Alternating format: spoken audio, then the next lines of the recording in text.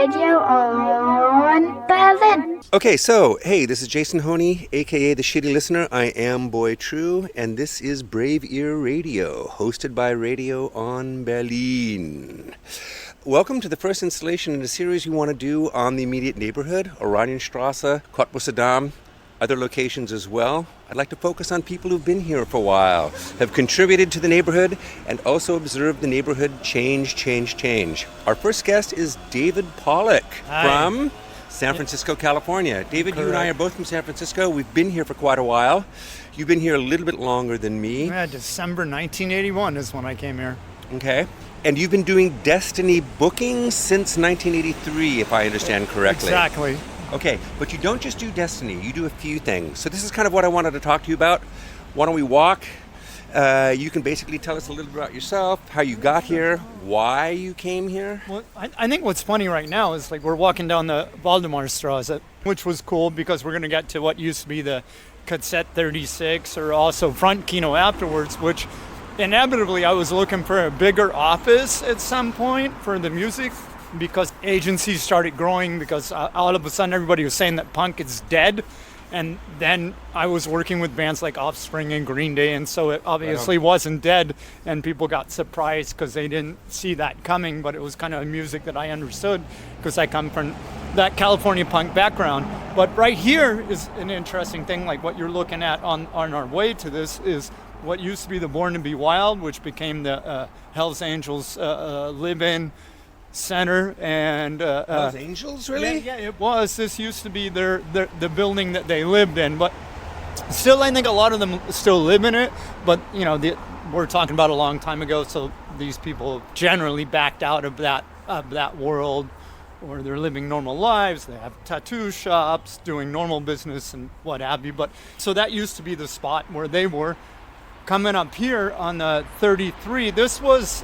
Like I was saying, this was, I remember playing shows as well as being at shows. I remember funny things, like a friend of mine at Warren's house, already, and the police used to be like people you hated, you know what I mean? And they were taught to be aggressive. Like they would see a punk on the street or somebody alternative, they'd just like try and grab you and beat the fuck out of you. But the difference between Berlin and in San Francisco is I got in trouble in San Francisco because of helping somebody, but the difference is that in Berlin, the cops kept trying to push people down, and instead of them being conformant, they said, you know what, fuck you, because they got pushed too far, and they started like hitting back. But I just remember in this place, which actually was where my office was, in the back. The 33? The 33, yeah.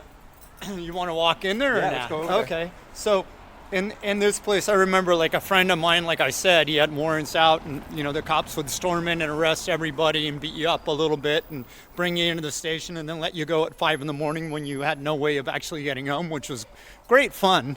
But he just took all of the cables for the PA connection and made like a rope and climbed out the back to get away.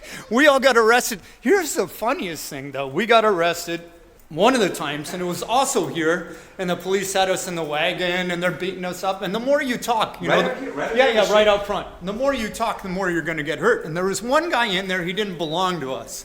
And he's like, I didn't do anything. Why the fuck am I in here? And everybody's saying, just shut the fuck up, man. The more you talk, the worse it's going to get. Because at this point, we're already in the police wagon. Right. And he kept talking. One of my friends said, can I take care of this? Because this guy started saying, I'm the son of the police chief. And I'm like, fuck up. Just shut the fuck up, man.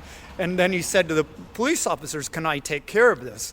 And they said, sure, go ahead if you want to beat each other up. So he, punched him a couple times, not too hard, just so that he got the drift that you should shut the fuck up. Mm-hmm. Turns out that it actually was the son of the police commissioner at that time. It's just a funny story. All these memories are coming to me as we walk through this, this little zone. But I went here, and I couldn't really recognize it because everything was getting renovated. All Sure. the houses were kind of destroyed, and a lot of us in the alternative scene and the squatted houses were renovating the whole buildings, and this whole place was getting renovated out. And they were offering me the first floor, and I didn't recognize it at first. In the Hinterhof here, and this one in back. Yeah. And I went up the one stairwell, and it had already been renovated, so you couldn't tell. Then I came back down the other side, and there was all the graffitis, and I'm like, oh shit, this used to be the front kino in the second floor. And they're like, yeah, there was some punk thing, and I'm like, no, I totally know where I am now, because I realized, and I'm like, I want the second floor. It's going to take a couple months more. I'm like, I don't care, I have to have it. So right up there. On the second floor? Yeah, on the second floor. Okay, so that was Destiny. That was Destiny booking? Yeah, after, originally it was Cassette 36 and Cassette 36, but the venue. when I realized where I was, I'm like, oh my God, I played right here. This is where the stage used to be. So I set up my table right there. Sure. But yeah, in the corner, like this corner here, we put a little wall up. The one that bends over here, it's a big space. Yeah. That was a kitchen. This was all the music agency, and over here was Fat Records. Fat Records was up here, over here to the left. Yeah. We just put up a little wall so we couldn't hear each other yelling on the phone. Otherwise, you can't concentrate. But yeah, they were over there. And now, by this point, shows up there had ceased. There was no. Shows had ceased a long time. This whole place got completely renovated. So how long was Destiny here? Oh God, maybe 91 or 2. For sure, 12 years. Okay, maybe longer. I mean, originally I was directly in Besetzer-Eck, right on Heinrichplatz, and it was a small office. But just as the music agency started to grow, we had more employees, and we couldn't fit in that office anymore. So. Were you buddies, or were you tight or familiar at all with the Mute Records people from over here around the corner? On the Engelbecken, Mute Records was over there. Bad Seeds, I remember Mute. Lane, Barry Adamson. Yeah, I didn't really have much to do with them, but I do remember them, and I'm apples sure and I oranges in some respects, I guess. Yeah.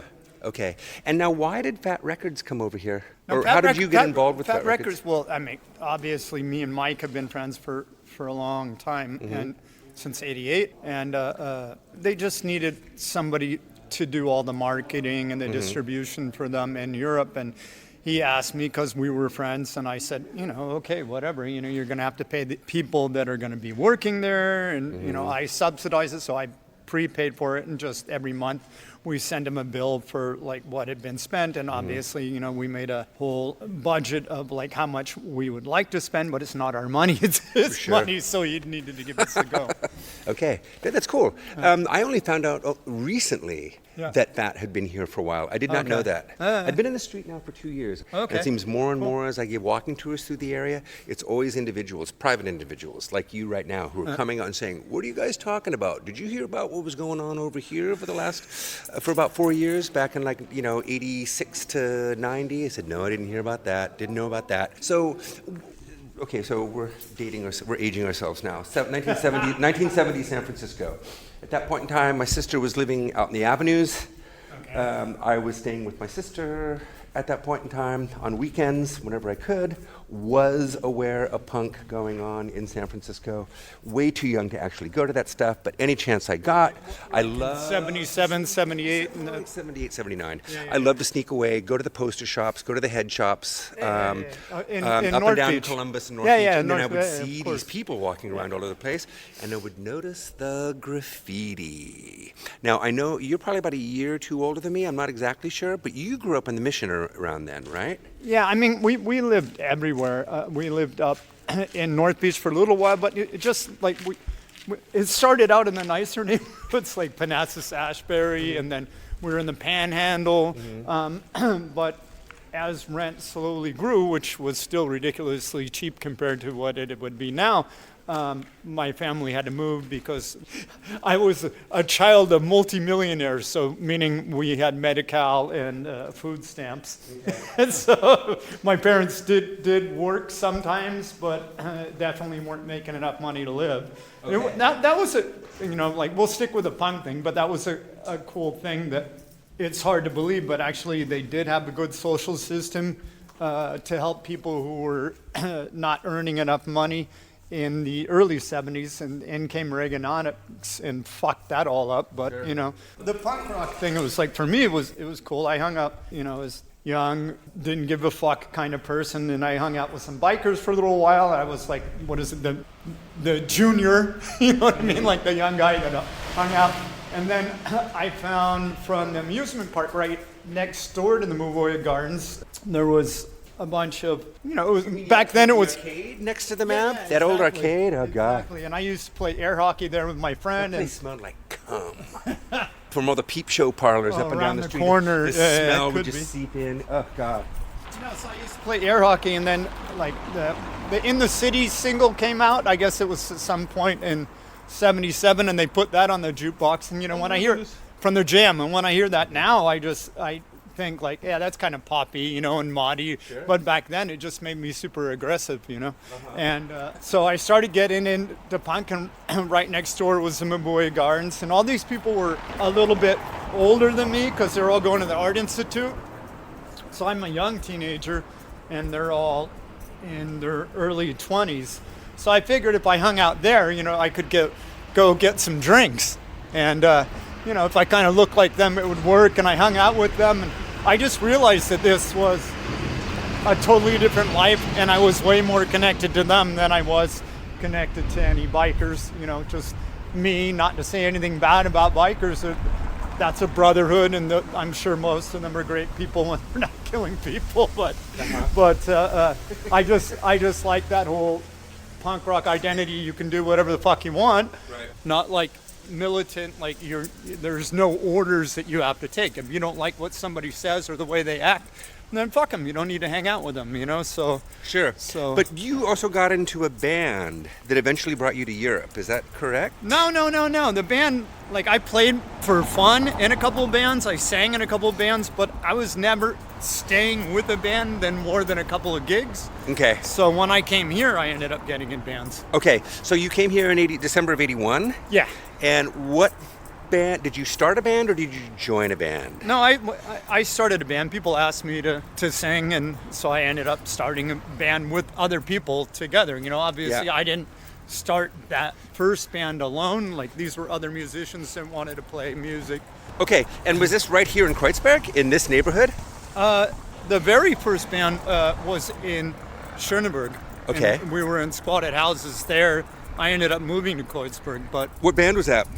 the first one was called Sick Pleasure. Okay. The second one was called Porno Patrol.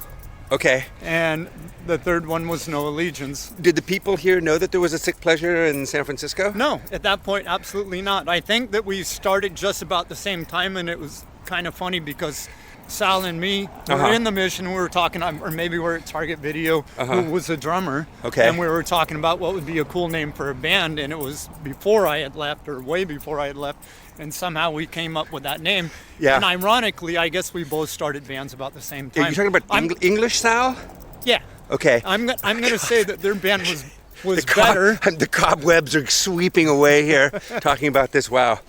First it's the smells, now it's the names. So, okay, you know there was even a Sick Pleasure in Texas, if I'm not mistaken, but that's a completely different discussion. That's so funny. You came here, you started these bands, Yeah. okay, and if I'm not mistaken, or as I understood it, you were also touring here for a while, okay, through Europe?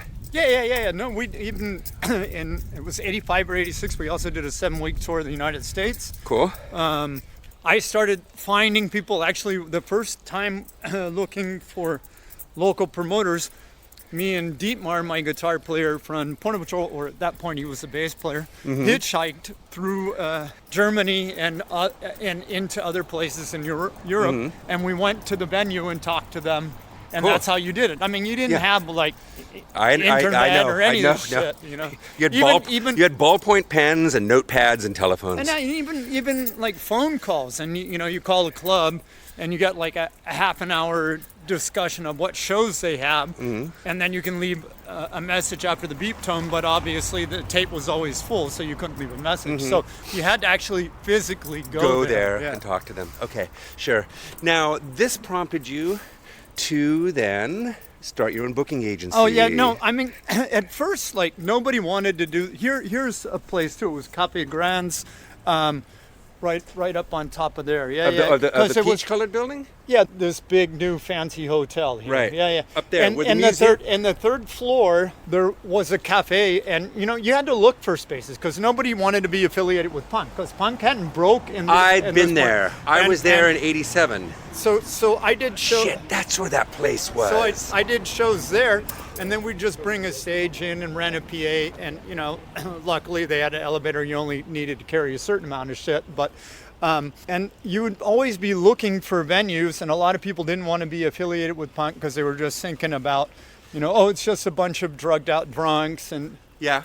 and so I'm like, yeah, but there's another breed. There's this breed and that breed. Not to say that we weren't drugged out drunks, but we were productive drugged out drunks, So and so it was one of those things. Always, I felt like you had to take it in your own hands, and it wasn't because I really wanted to do concerts. It was because there was a need for somebody to do it. So I just said, fuck it, if nobody else is going to do it, I'm going to do it. And then we had a whole group of people, which I have to give all of them credit to, who worked with us together. And always I would just say, like, okay, if the show loses money, I'll take it. And if the show, because I was working construction, I was making pretty good money. And if the show makes money, we have two choices. I could split it all up, but it's just like a little bit for each person. Or we can just put it in a pile and go and eat and drink for whatever the money is, like whatever you prefer. And we take a vote, and of course the majority of the people would go like, okay, let's just go eat and drink, and then the girls could bring their guy friend and the guys bring their girlfriend, and then we just blow it pretty much, and that was that. So it didn't really have anything to do with money, and it didn't really even have to do with the fact that I necessarily wanted to do shows all the time. It had to do with the fact that I wanted shows to happen and nobody else was doing it. So that was the first step into it. And then the first American bands that came were asking me, like, Dave, you're American, you toured, like, how do we do this? And I'd start explaining to them all the things they needed to do. Said I'd give them all the connections, and they said, it sounds like too much work. Could you do this for us? And at first I just did it for fun to help them out because I respected them and liked the bands. Scream, MDC, like all of these old, that old punk bands, Youth Brigade, yeah.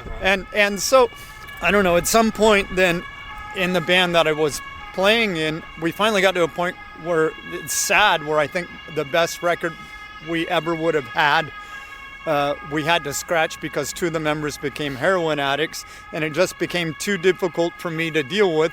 And at that point, I just went, you know what, fuck it. I'm going to take this plunge and dive in and become an agent. So working on the other side and just doing all the shows, not working on the other side, but working on the organization side instead of the musician side. And that's how I ended up where I am today still. Okay, and you also have a record company. Yeah. Destiny is also, it's booking, but it's also a record company. You release music. Yeah. Okay, and Jaco works for you still? Yeah. Jaco's Frontier Group still works for me, or now he's an Einmal Hühnerherzen, but yeah. Exactly, okay. And aside from that, couple of restaurants. Yeah. Let's talk about that. Guys, hold on real quick. Cut.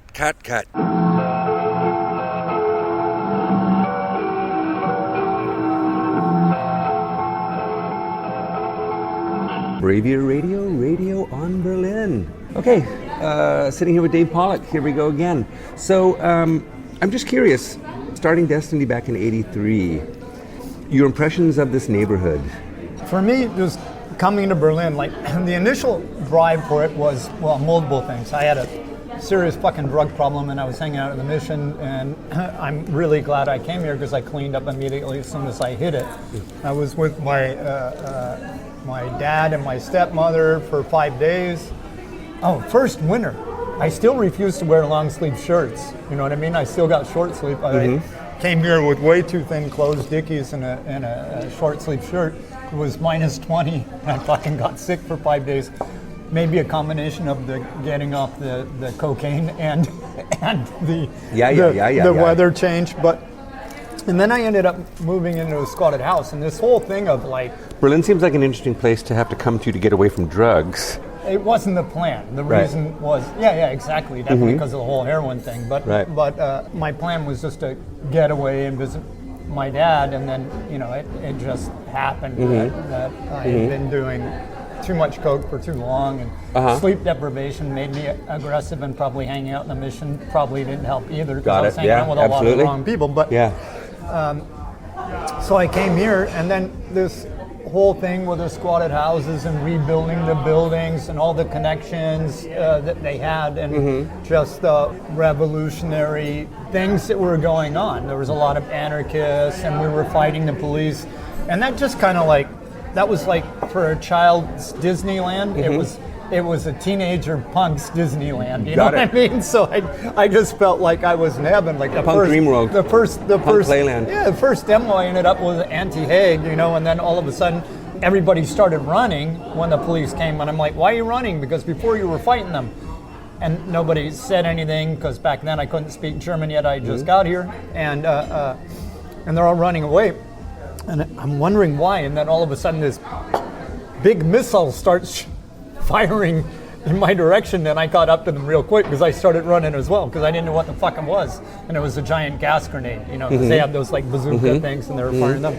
But it was wonderful being here in that time. You know, too, like there were so many alternative people because of the fact that you had a mandatory military, and people were West Berlin became a safe haven for all those conscript German army dudes who had no interest in German army life whatsoever. Yeah, no, but they get their service letter in the mail, and they go, fuck that, I'm moving to Berlin. And of course, all the interesting alternative guys moving to Berlin, the woman followed. So it was a great place to be.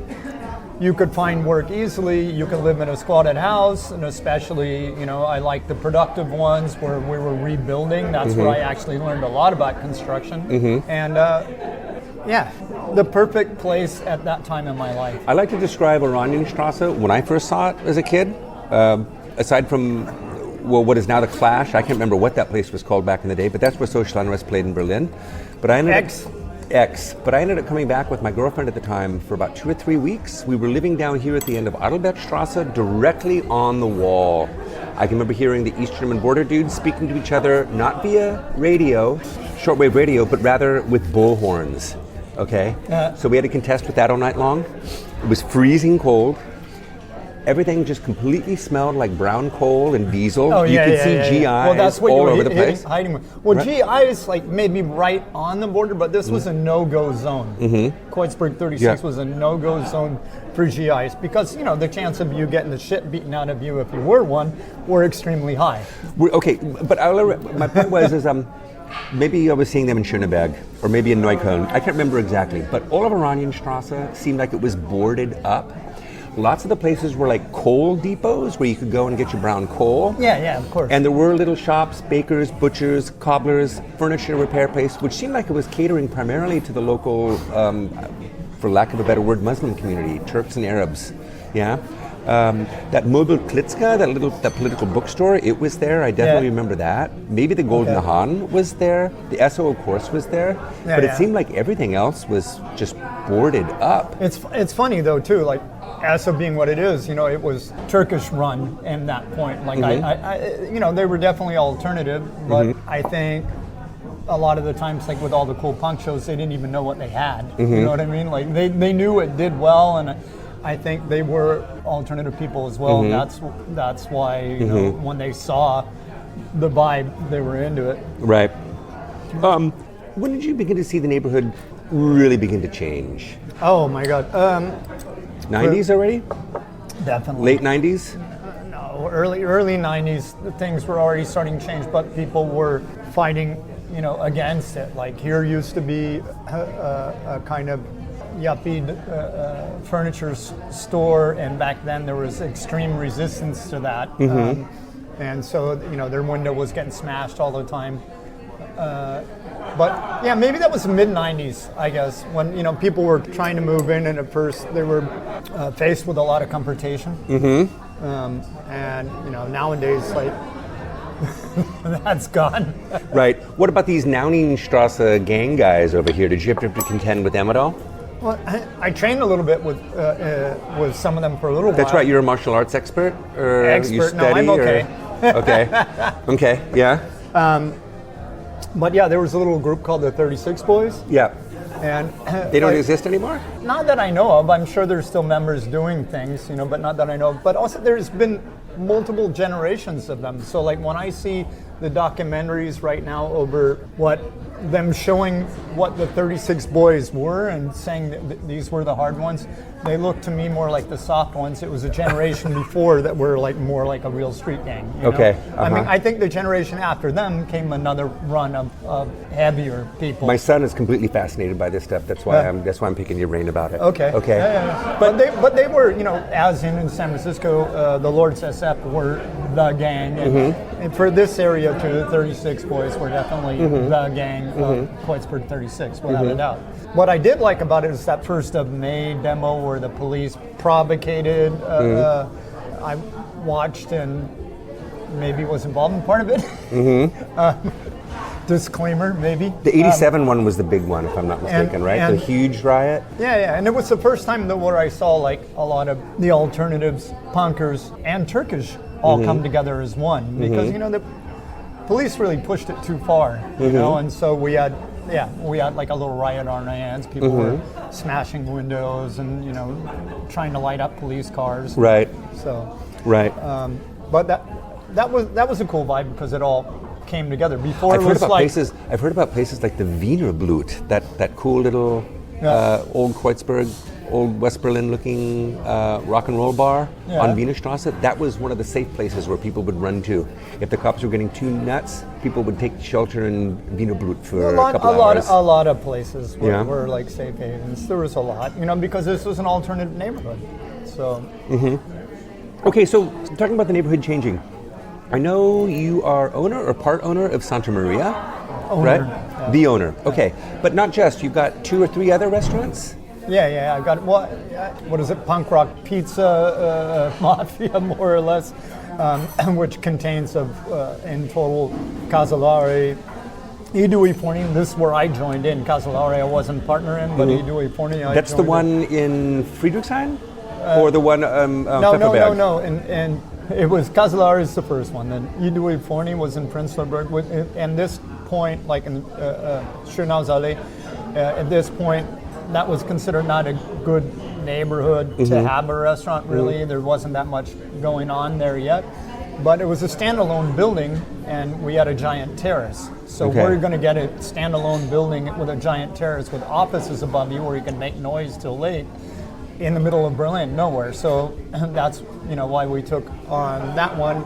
Then afterwards was Ilwer Trovo, which is in Friedrichshain, which I wasn't involved in. I just recommended people that that previously worked with us that I thought should become the managers, and then Mauro, my partner, opened Giradischi, also in Friedrichshain, which I came in later on, and Piazza Bra, which is Kudam. Dude, how many do you have? Well, like I say, we've given a bunch of these to the employees. That's what I wanted to ask. Yeah. So you practice profit sharing, if I'm not mistaken, or we did like a certain amount of profit sharing, and then at some point we would pass it on. We wouldn't give the restaurants out for free, but for considerably less than what we could have made if we sold them normally. And the whole idea was you'd pick somebody in service and somebody in the kitchen. You'd observe them for a year or two and then say, okay, keep doing what you're doing, and after a certain amount of years it's yours, and we'll walk away and we'll open up something else, which went fine for a while. Neat. Yeah. And the ones that I'm still a silent partner in is Giradischi, and I guess somehow I'm affiliated still to Piazza Bra, but as far as I'm concerned, Dui Forni was the big one, Casolare the first one, and Dui Forni were the big ones. And that's where I felt a lot more involved, and later I just didn't have the time anymore. Yeah. And Maurer's been the captain running the ship. Diego's another partner who's been in there.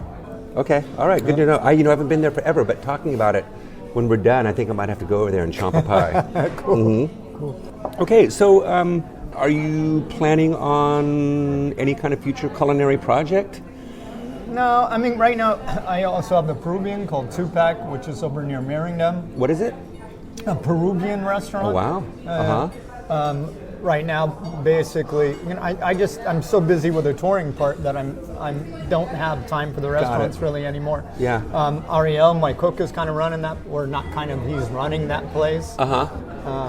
He's originally from Café Central, which is always listed on the top 10 list of the world restaurants. Fantastic. So he's an amazing. Dude, he's an amazing cook. We got a Michelin bib, so Michelin recommendation. Wow. But gastronomy right now, since COVID, is really difficult. Like Sure. no matter what you do, even wanted when to it's ask- full, you're still losing money. I wanted to ask, how did you get through COVID with all this? Okay, you don't want to tell? All right. Yeah, barely. No, it's not. I don't want to tell. I mean, I just luckily had, later some help came from the government for sure, but that wasn't enough. And I'm not a give up person, so I kept people pretty much on payroll in the hopes that shit would reopen. Sure. In hindsight, that was a mistake. I should have just, like some of my friends did, shut everything down, and if people wanted to come back after it was over, they could come back. Right. Not because it was just all the stress and also the financials of it were fucking ridiculous. Right. And, I mean, I would have rather just had 2 years off. That's what I kind of did. That's sort of how I got into expanding my tour guide horizons. Okay. Checking more places out, finding out more what I could do better. I didn't really take COVID too seriously at first. My attitude, Adrian's heard this a million times, my attitude was, if I don't see the army on the streets and if I don't see tent hospitals set up in Gurlitzer Park, when people talk about the 1920s in the States with the Spanish flu, I'm not really going to take it too seriously. Now, when it came around the following winter, I took it way more seriously then, especially when I started finding about what happened to friends back in the States. Some people you might even know who were ICU, on the ventilators, a couple of months, all that kind of shit. Then I took it a little bit more seriously, but the first time around, no, I didn't. But anyway, I digress. So, booking, who are you working with right now? Whose tours are you working with? I kind of think of MAD all the time in terms of booking. They've been around for almost as long as I have. That's who booked Not Social quite. Unrest. I mean, I think that, I think for them it was like the later 80s when they really kicked in. Yeah. But yeah, I mean, we always did more of the Californian punk, but not not all. Like I've worked with Deftones and Faith No More, like the more bigger bands, Green Day, Offspring. I managed to get myself fired from one or the other of them by telling them I didn't need to work with people with that kind of attitude, which in hindsight is stupid because now I work with people who you would never think, but their attitude's worse. And I'm just used to dealing with it more as a business, as well. And of course, if a bigger band can finance all the projects that you want to do, why not? You know what I mean? Just suck it up and make the money off the bigger band, and then you can finance all the other projects that you see more of a future in. But I mean, God, I'm thankful for all the bands like Lagwagon, Pennywise, NoFX, working with Circle Jerks right now. Well, okay, Bad Religion. So you did the whole Epitaph. You did the whole Epitaph Fat thing. And a lot more, Snapcase. I virtued into Thursday. There was worked, did all the squats for Rage Against the Machine. Wow. Worked with Faith No More. Worked with Deftones for quite a while. So it's just. Worked with Weezer in the beginning. So it just as soon as I found something where I went, like with Green Day, before they released Dookie, I got a cassette of it. Somebody sent it to me, and I'm like, holy shit, this is amazing. And I flew out to their then manager and sold them on the idea that I need to be the person to do it. And they're like, well, there's a lot of large agents in England because they were just starting to figure out that some of these bands were going to do good. Why would we give it to you instead of them? And I just said, because this is my music and I understand it. Nobody else that's talking to you right now has a fucking clue of what this music is and what's going to become. Where it comes from. And I had no idea it was going to get that big. You know what I mean? Like really, it was even surprising for me. All of a sudden, who's this guy, Dave Pollack? Who the fuck is Destiny? Bigger agents were looking at it. And why does he have multiple top 10 bands? And I couldn't answer that question except for the fact that I knew the music was great and that's all I cared about. I wanted to do a great job because that's what your job is as a music agent, is to represent the fucking band. You know what I mean? Like, and if you love the music, you're going to do a better job. So, all right. Do you are you affiliated, or do you work closely with Cortex in any capacity? They're friends. It was funny because for a while I had also your Search and Destroy, which you probably don't realize has always been my shop, though I haven't always been running it. But what is it? Are you still? Is it still your shop? Yeah, I led it to Arna. And just charged the rent that I actually would pay because I refuse it to be anything else but a core skate shop. So Fantastic. on the lease and Importante. on the lease and in reality, I'm still the owner of it. Only I have other people running it for me and running it the way they want. And my only stipulation is it to stay a core skate shop. That's it. Like I've lost money on it, even with other people running it for me, because all I'm asking for is the rent and the expenses that I actually have, the same price that I pay. But I just rather somebody else run it because I don't have the time. Sure. You know, but yeah. I plug it on my tours constantly. It's the skate shop in town that I plug. Oh, thanks. Yeah. Man. Yeah. I mean, we are the first core skate shop in Berlin, like only skate. There was a couple other shops that they had a little mix mash, but we're the first core skate shop. We had a team, like a bunch of people like Arna as well, you know, and I used to involve also skateboarding and BMX into the music thing, and then you know, like later on came that Warped Tour in the US, and then when I saw that coming up, because I wanted to do a tour of like that myself, and I had already integrated some like little skate contests or local contests with music bands, and then when I saw that, I'm like, wow, this is a great idea. So I ended up working with them and bringing it to Europe a few times, because it was something that was already standing, you know, and I was giving him a lot of the bands that I had, because that's the kind of bands that he needed. At some point we came in a little disagreement of the direction it should go, and then I just went, all right, you do your thing. These are the bands that I have set up, and now I've got a tour called Deconstruction, you know, which was like more core. Like he mixed the music a little more, got away from the punk and ska thing, and went into like more hip hop and, you know, other stuff, which I guess today would combine better, and also had some real pop bands and some stuff that I wasn't into as much, and so we went our separate ways. He didn't come back to Europe, and that was that. Do you still live in the neighborhood? I live right now on the border of the neighborhood, so the extension of Old Auerstrasse, which is called Friedel, so I'm on the border to where I'm in. You're like in a couple Kreuzköln. No, well, I wouldn't call it Kreuzköln because fuck Kreuzköln, I'd call it Neukölln. And it was so funny because what happened with me is a friend of mine makes alternative movies and alternative videos. He worked with Philip, who worked with Atari Teenage Riot back in the day and did all of their like stage slideshows and stuff like that. And he was saying like, hey, there's this area where you can get a better cut apartment for a cheaper price. And I'm like, I don't want to live in fucking Neukölln, because back then it was, you know, I don't know, it wasn't so alternative. It was just a bunch of, you know, older, conservative, old school Berliner people, which, you know, was fine. But Hobelstrasse used to be beautiful, man. Right across the street from us used to be Pigalle, which was the pub with the old woman, but the warehouse with the old woman. But then I went and looked at it, and he was right. It was like a better apartment for a better price, which now is the opposite. Now that zone is definitely more expensive than Kreuzberg, but at you that could point, see it way back then, man. Hobelstrasse was just stunning.